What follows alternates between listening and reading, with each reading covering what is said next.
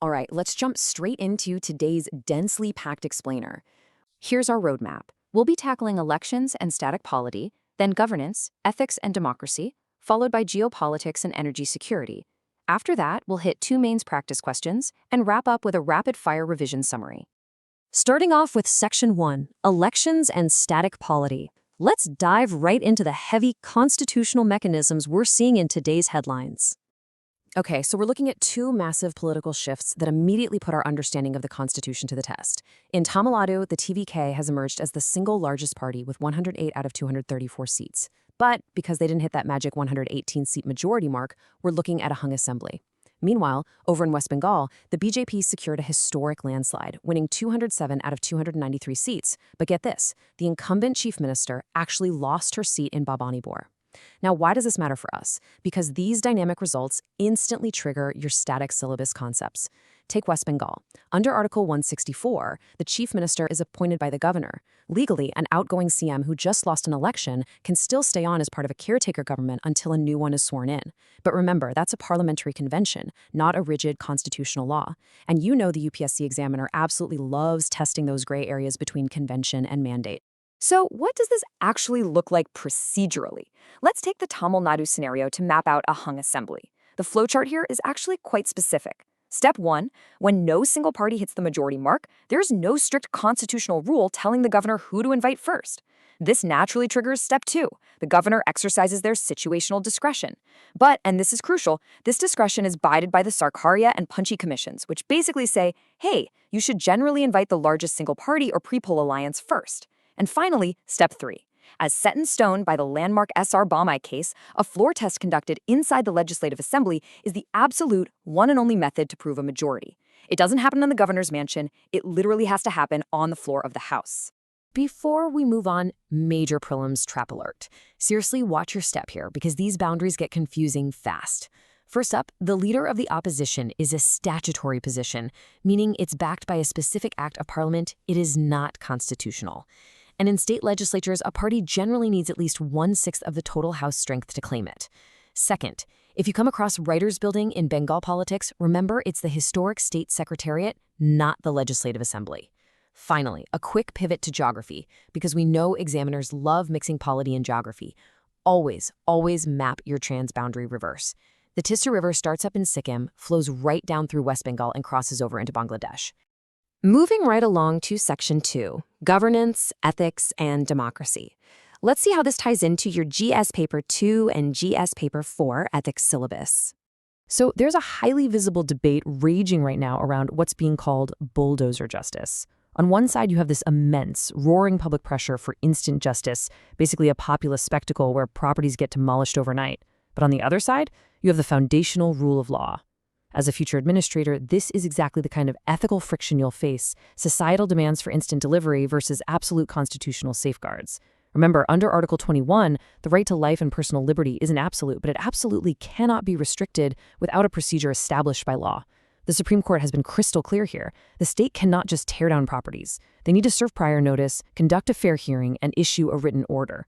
Legitimate authority comes from sticking to the process, not from the speed or the spectacle.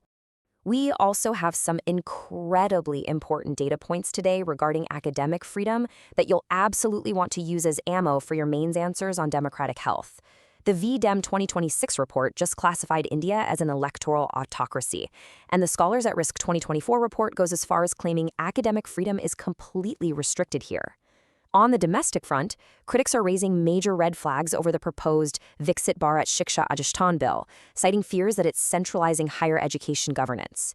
And here is a massive international law fact for you. While India is part of the ICCPR, the International Covenant on Civil and Political Rights, we have not signed its first optional protocol. Practically speaking, that means an Indian citizen can't just bypass domestic courts and petition the UN Human Rights Committee for individual violations. All right, let's shift gears for Section 3, Geopolitics and Energy Security. Time to connect the Middle East conflict directly to our wallets at home. Just look at this number. India currently relies on imports for a staggering 89% of its crude oil. This single metric is absolutely terrifying right now because the fragile US-Iran ceasefire has officially collapsed, and we're seeing military attacks near the UAE's Fujairah oil hub. Why does this matter so much? Because about 45% of our imported oil comes right through the Strait of Hormuz. It's a massive global choke point, and when that strait faces disruptions, our entire domestic supply chain feels the shockwave. And here's what that shockwave actually looks like. The Indian basket crude price shot up from about $72 a barrel in March of 2025 to a whopping $113 by March 2026.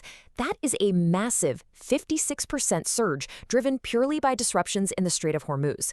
It directly inflates our national import bills and spikes domestic inflation. So you see, this isn't just some abstract international relations event miles away. This is a hardcore GS Paper 3 macroeconomics issue dictating our monetary policy right now. So to fight this severe fossil fuel vulnerability, India is pushing hard into renewables, but we have a major bottleneck. Think of our renewable energy capacity like a half-built bridge. Why? Because solar and wind are intermittent. The sun goes down, the wind stops blowing. Without radically scaling up our battery energy storage systems, or BESS, we are flying blind during peak grid demand. Right now, our operational BESS is sitting at a microscopic 0.7 gigawatt hours. It's literally the missing link holding back our energy independence. Moving into Section 4, Mains Practice Questions. Let's switch from learning to application with 2 high-probability questions. First up, a 15-mark challenge for GS2. Next, a 20-mark heavyweight for GS3. India's renewable energy capacity is a half-built bridge without battery storage. Critically examine this statement in the context of India's peak demand management and the challenges of energy security amid geopolitical disruptions. Here, you've got to connect those supply chain shocks, like that 56% crude price spike we talked about, to domestic peak demand.